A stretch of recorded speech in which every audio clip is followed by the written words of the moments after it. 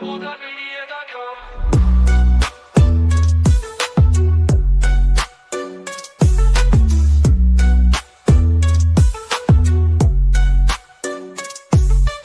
Every step forward is a new beat to your drum. Achieve success with Global.Media.com. Then celebrate it with or without champagne or rum.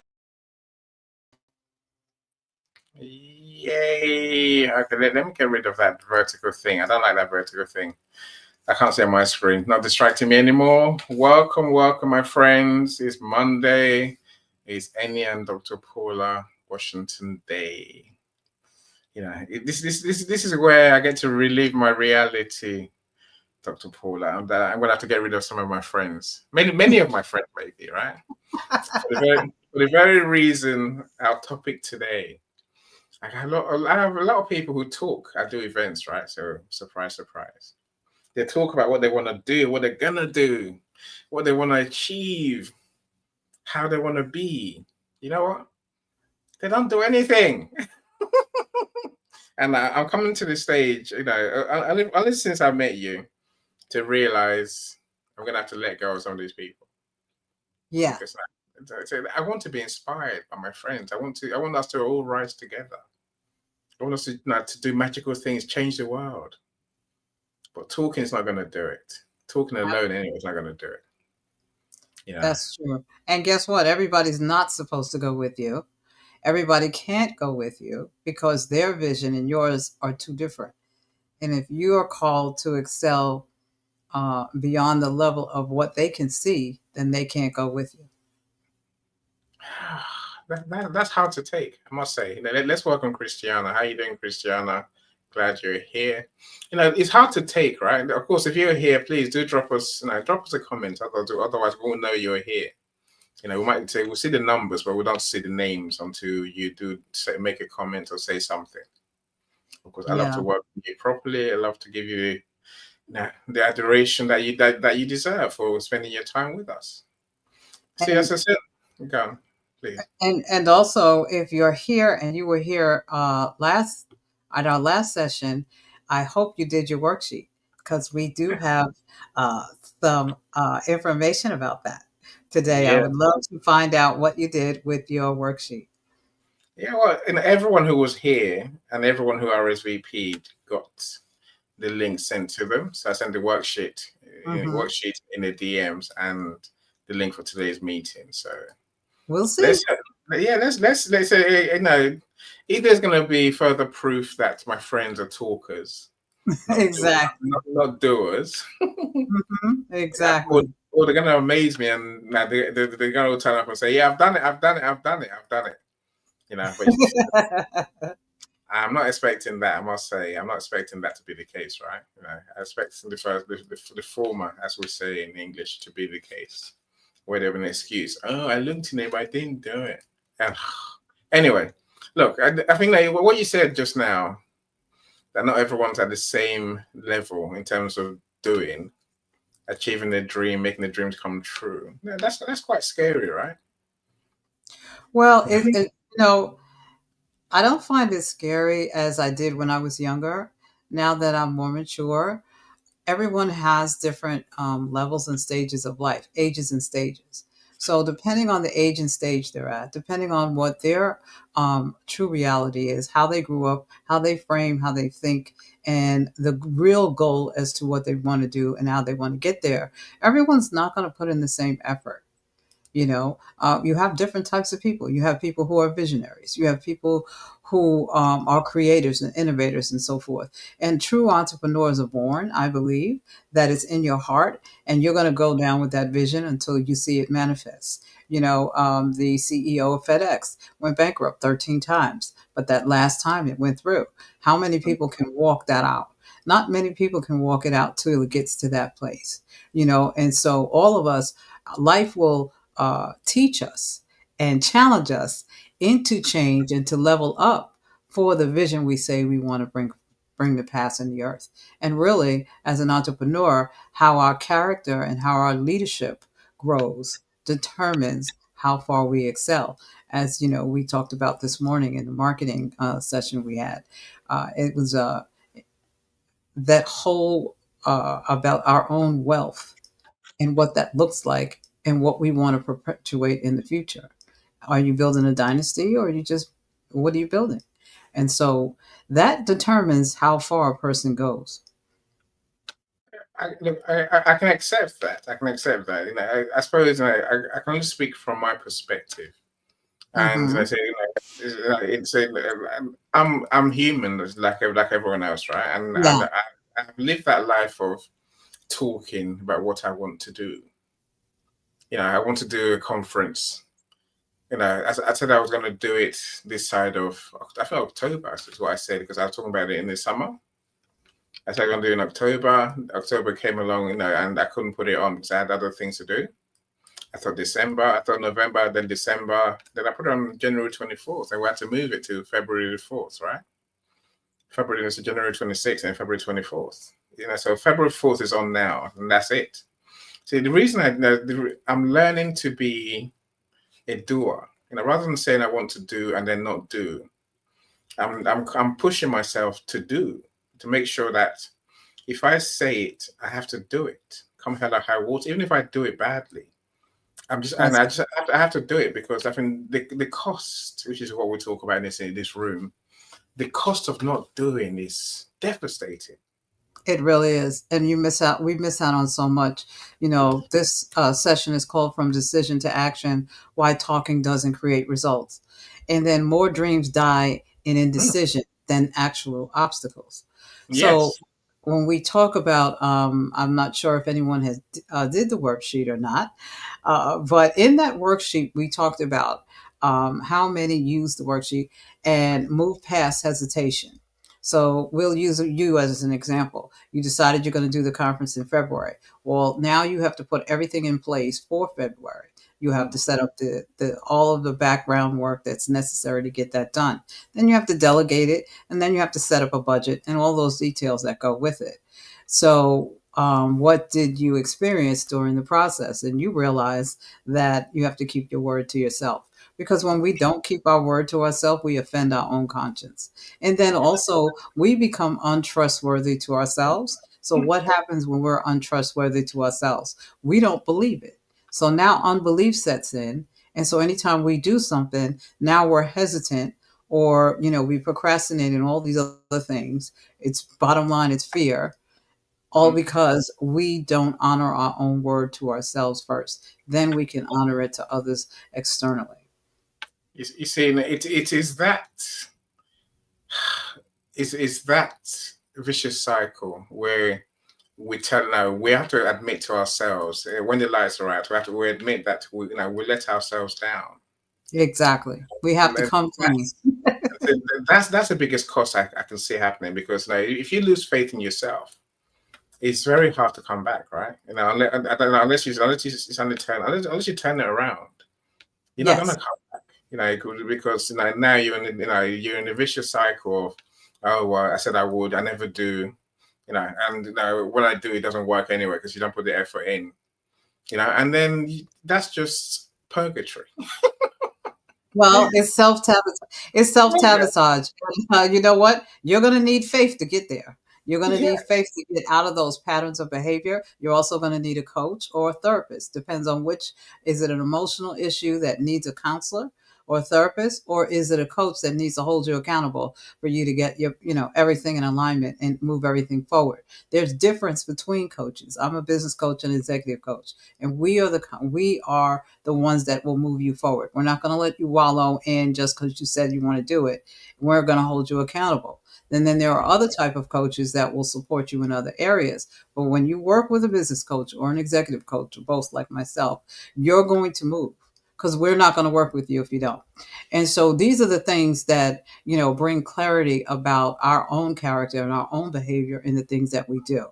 So going in today's session, we're talking about the paradox of transformation, which is what you're talking about, in the fact that I'm going to do this conference, I'm going to change how I do things differently. So the question is, how many people want to achieve their dreams and transform their lives? Everybody's going to raise their hand and say yes. Mm.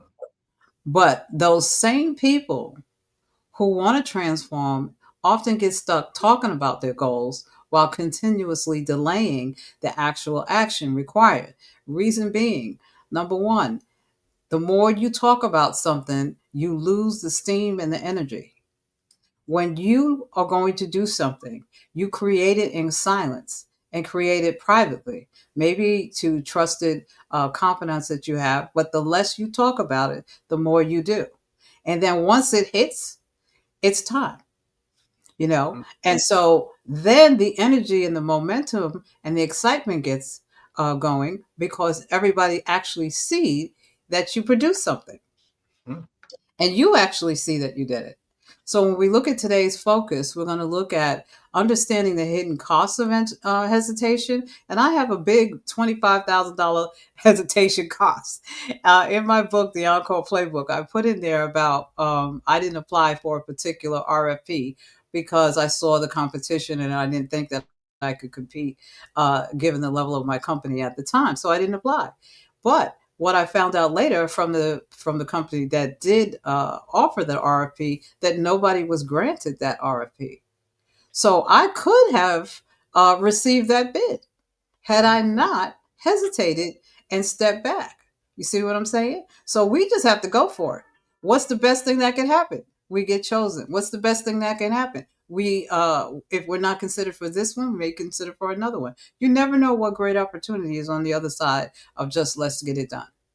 And Indeed. so after that experience, I put everything out there. I go for it.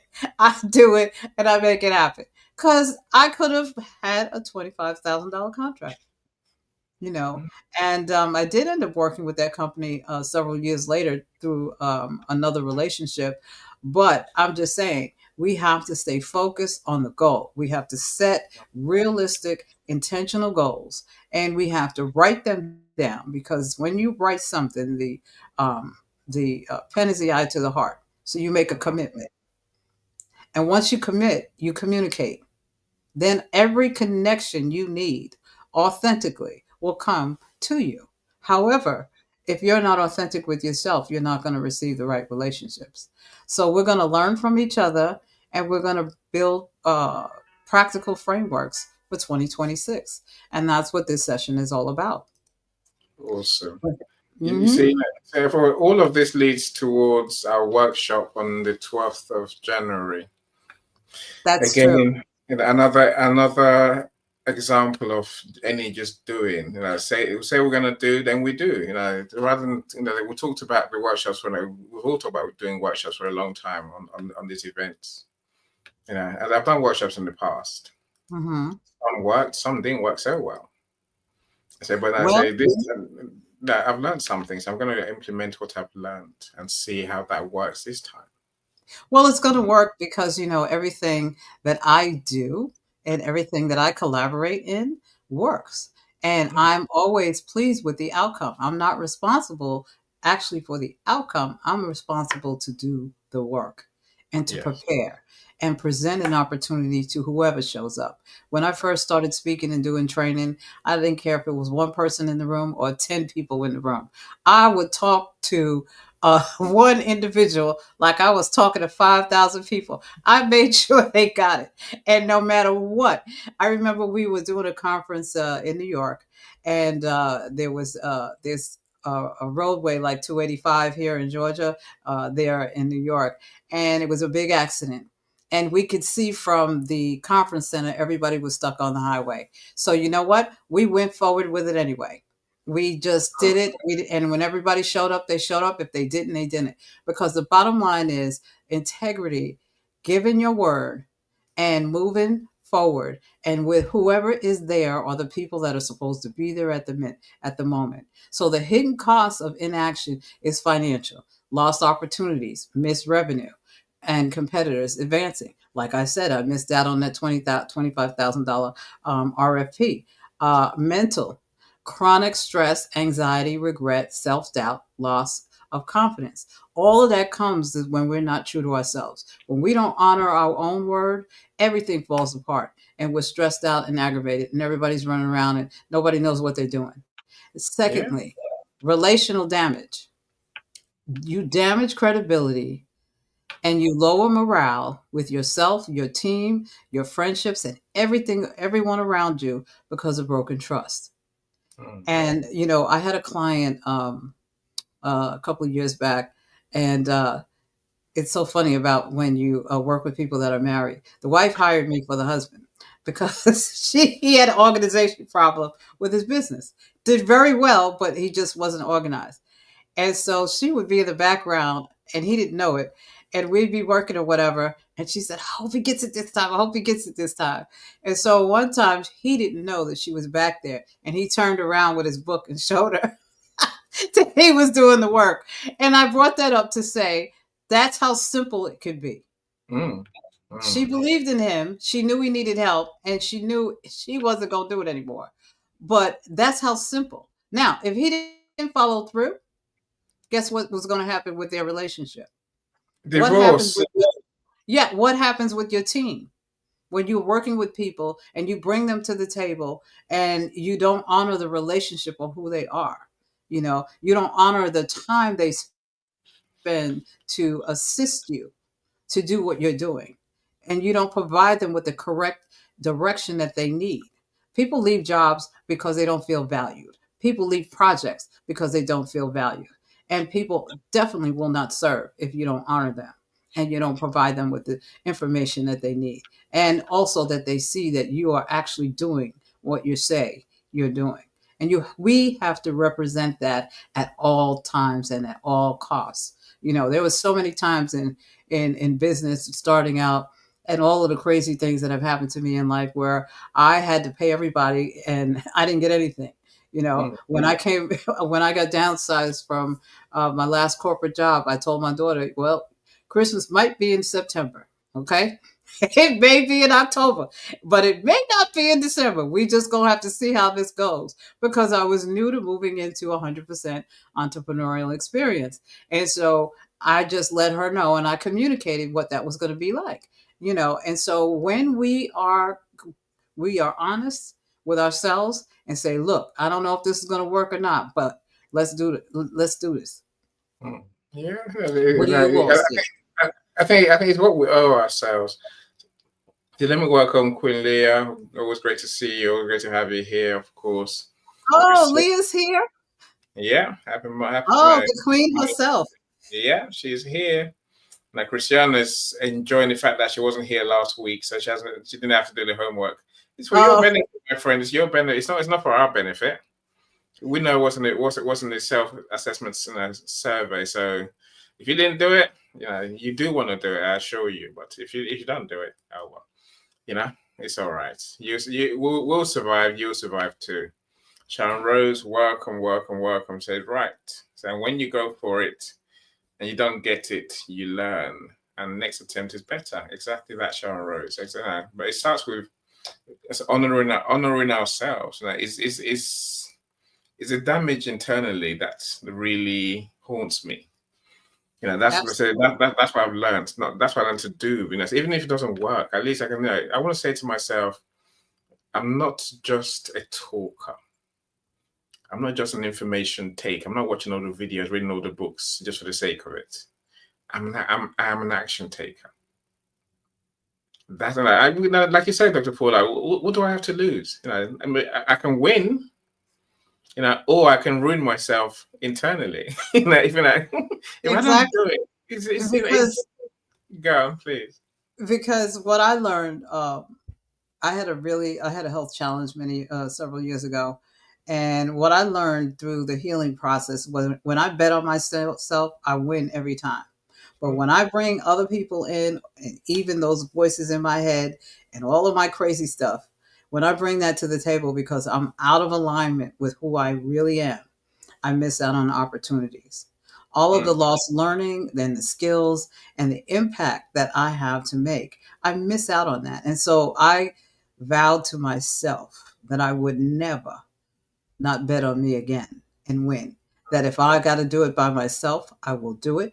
But I am going forward in ways that I did not do before, and which cause burnout and stress and all of those other things. I was talking with someone this morning, and we are all in that lovely golden stage of life. And the individual said to me, it would be a sin and a shame if we don't share what we have, Mm. because the other generation coming behind us, they'll never know excellence on this level. And Yeah. so we are the examples of excellence, not only to ourselves, our children, and everybody around us. People who we may not even know who are watching us are watching how we do things and how we move forward and what we say. And believe me, they hear a lot more than you think. So, opportunity. So, when you're looking at the hidden cost of inaction, it's going to cost you money, it's going to cost mental stress, going to affect your relationships, and you're going to lose opportunities. Mm. When we Which, look at the discussion point, and I'd love for everybody in the chat to chime in on this. What is your experience of delaying action to create solutions and implement your ideas? So, some of us have created things and we delayed taking action, as Annie talked about, and he had to move his event to February. What is someone in the chat? What do you all have to say about that? yeah, it's a fair question. There's more people here, but of course, all of you could comment if you. And I say those who are Alavine, I see you. I've lost my screen for the event. I've lost my LinkedIn screen with the event. Okay, let me try and find it. There Okay. it is. So Alavine's here. Who else is here? Oh, Sharon. Yeah, Sharon, Sharon there as well. let me ask you, Sharon, what has been your experience when you delay taking action?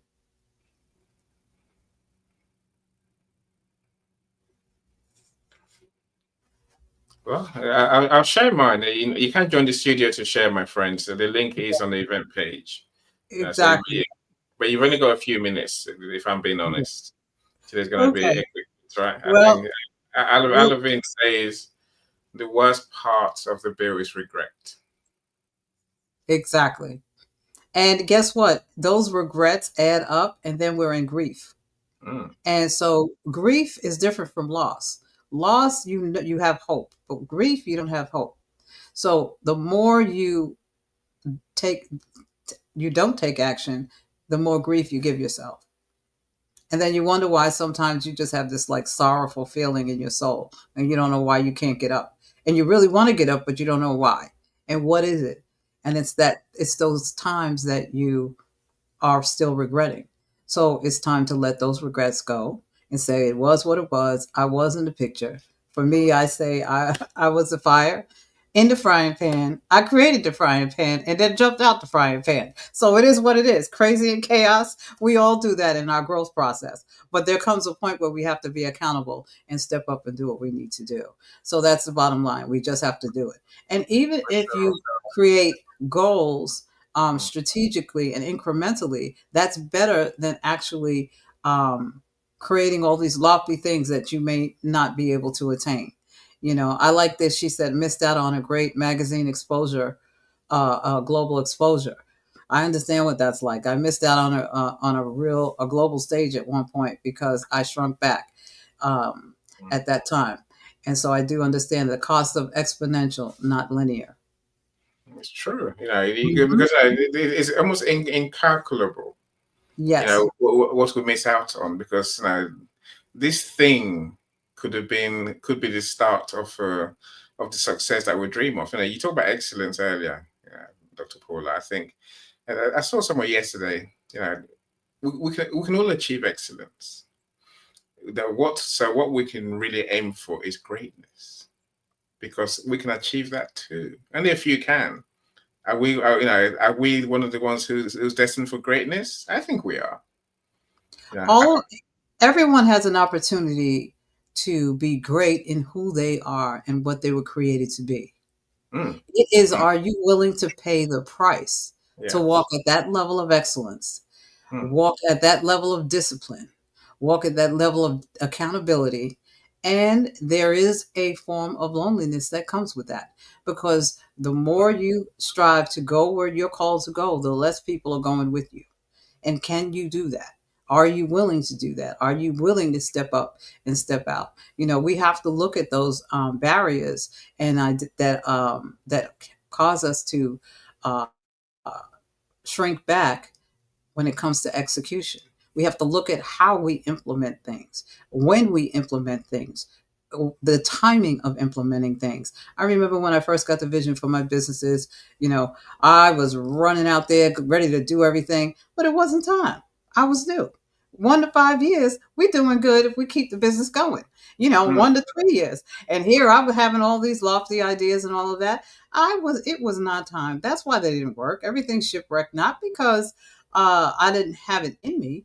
I had to mature into it. I had to become who and what I say that I am in order to bring forth what is in me and yet to discover. Because for me, I believe as we grow older, the best is coming out of us now as mm. opposed to when we were coming. The journey was to form who we are as an individual and Yeah. staying true to our identity in the process and knowing who Yeah. you are, owning that thing and walking in it without question. See, and that's why I like Alavin's response. My experience of delaying taking action to create solutions is losing my identity. It really is Absolutely. that. Who you be? That's the Exactly. question, really. And Mhm. again, Queen Leah, I agree with you. It's a missed opportunity. And Yeah. Alavin, you're on fire today, my friend. As you say, talk. It's talking about what doing and talking without doing. It's like stopping your car to answer someone's requests and then trying to drive again over and over and over. You can't keep stopping, right? You can't keep. It's a distraction beyond belief. It's a distraction that's almost terminal, right? You're never going to get there, and that's a problem. And Yeah. when if depending on what your faith is and what you believe, Mm, if you believe in God and you believe or you have faith, then you're created in the image of greatness. I So agree. you let your own greatness down when you don't live up to who you are. When I Mm, look at the people in my family that have gone before me, I don't have the right to sit down and be mediocre. mm. I None of tell us you, do. I it's a. mean, none of the people before us Mm. are the ones after us. Not We don't have the right to sit down and be mediocre. Yeah, we can have a moment and If maybe you a know, few moments, but we have to get back up again, pull it together, and get it together and get going. if you Because know how true that is, Dr. Paul, seriously, yes, I so do. I'll tell you, I'll tell you my story in a moment. So, modeling standards of excellence. Yes, it can be lonely, and it normally is. The higher up you go, the more lonely it is, especially in business, right? And yes, get out of the Absolutely. fire and you get out of that frying pan. When Christiana asked, well, let me welcome Carla. How you doing, Carla? Success and greatness comes with a price. It really does. Are we willing to It pay the really price? does. It So does. Christiana asked, do you know, have you come across the 1% diary? I haven't. I don't know if you Yes. have. Yes. You read it? Not the whole thing, but I've come across it. Yes. Okay. What I could ask, what's the basic concept? Well, the 1%, I don't want to go into all of that, but Mm, when you're looking at the 1%, how did they get there? mm, mm. What price did they pay? Extraordinary effort, extraordinary everything, belief, and vision, and taking action, right? Extraordinary action. Number one, commitment. Mm, They are committed. No holds barred. They are committed. They're going to take it all the way until they can't take it anymore. They're going to run that plan. They're going to you think about, the light bulb. You think about every invention we had. The mm. individual that created it stuck with that invention until it manifested. Yeah, yeah, It until didn't it matter became what, reality. exactly. It didn't matter what form. Mm, I worked at IBM many years ago. I remember the manual typewriters we typed on. I remember the electric typewriters and all the different levels of computers. Okay, so that was all started with a vision. mm. We had the rotary phone, and now look at the cell phone. We have cell phones now. The children don't even know what a rotary phone is. Okay, we had albums and CDs and cassettes. They have no clue what that is. So moving right along, we're going to talk about discussion point 3: which strategies Uh, help us shift. yeah, I want to show my video. I want to show my video. It's only 50 seconds. Okay, Just to remind our friends about the importance of moving beyond hesitation. Really. And I said, well, when I found this, I thought this is powerful because it's the point. It's only 50 seconds, my friends. Let me share it now. So remember, wherever you stand, whatever jump currently awaits, any impact into the pool that calls you will be less severe than the pain or even suffering of hesitation. The purgatory of being indecisive. Because after all, no decision is still a decision, and perhaps the most painful decision, the most costly of decisions. Jump knowing that you're leaping not just away from stagnation, not just away from that discomfort or that pain, but further into life. So remember, wherever you stand, whatever jump currently awaits. Stop that now. The pain of not doing, Dr. Paula, the pain of not doing.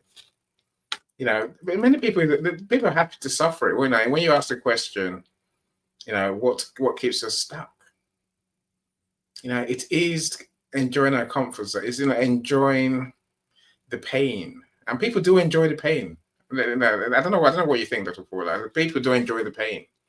I was talking to a friend of mine the other day, and I'm thinking, and I'm like, look, now's the time to rise. And he said, Annie, I'm depressed. One day I might find a way. But for now, I'm just happy and comfortable being depressed. I'm not going to depress forever. It's not going to change unless you change. That's a stunning realization. Let me say, right? I said I'll tell you a story. Let me do it briefly. See, I grew up. I was born in the UK. I grew up in Nigeria. My parents ferried my sister and I off to our grandparents. Right? I grew up with in a family of 7 doctors, a lawyer, and an architect. Lo and behold, my dad comes to rescue us as teenagers. Come to the UK. We'll find ourselves in state care. I'm thinking, Annie, you're ruined. Listen, everything. How can you be part of the family of people who they're so well-to-do? So I talk about this when I do public speaking. My message is simply my uncle Vasco. He has 7 Mercedes, all of them, all the Mercedes in gold in Nigeria, all of them, from the Jeep to the 2-seater. How can I be one of that family and I turn around and say, oh, sorry, I failed because I grew up in state care, in foster care. I couldn't. That is what drives me every day, Dr. Paula. That's what drives me. I have to. You and I spoke the other day. As I said to you, I want the doctor's badge next to my name, right? Because of my family background. I can't let myself down like that. I have no excuse not to be that great, not to at least try. I don't know. I hope everyone feels the same push to be great, to achieve the greatness, to do what life has given them to do. Alexis, I see you. Of course, I see you.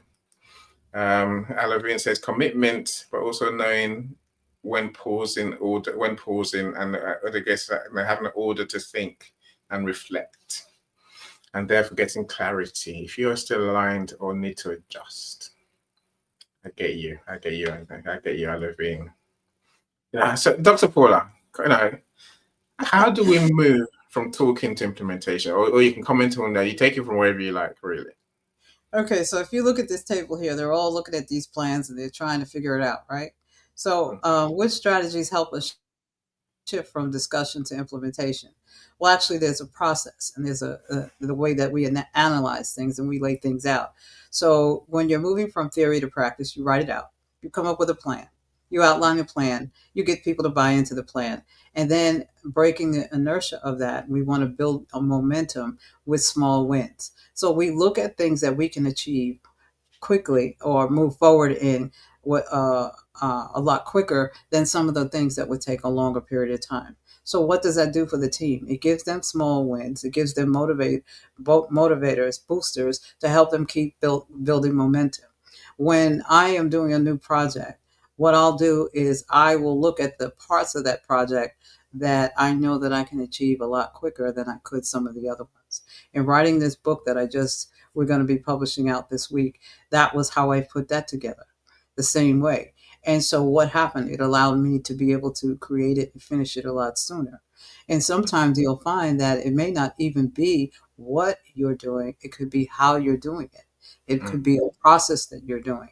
I have several processes that I use with my clients that I lay out depending on how they learn and how they think will help them execute a lot quicker and implement things. And then what we do is staff your weakness. You know, we all have weaknesses, we all have blind spots. So we staff that with people around us that are excellent at what they do. And that might not be the best thing for me to do or pay attention to. So those are simple little things that you can do to implement something. And then once you begin to implement it and you're planning it and putting it together, now we have to test it. Before we execute it, there has to be a pilot. There has to be some form of proof of concept that that's the direction to go. So they got all the plans there. They're working it all out. They're going to throw it up on the wall again. I'm still using the whiteboards. I have my whiteboards. I have my sticky notes because that's how I create.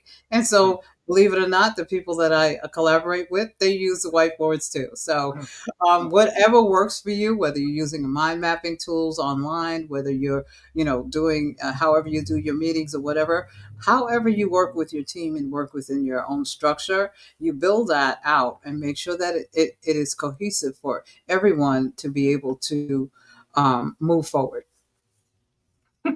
For sure. The Sharon Rose says, have a single focus. Absolutely. Wouldn't that be good? But no, but life gets in the way, Dr. Paul. Like, we've got other things to do at the same time, right?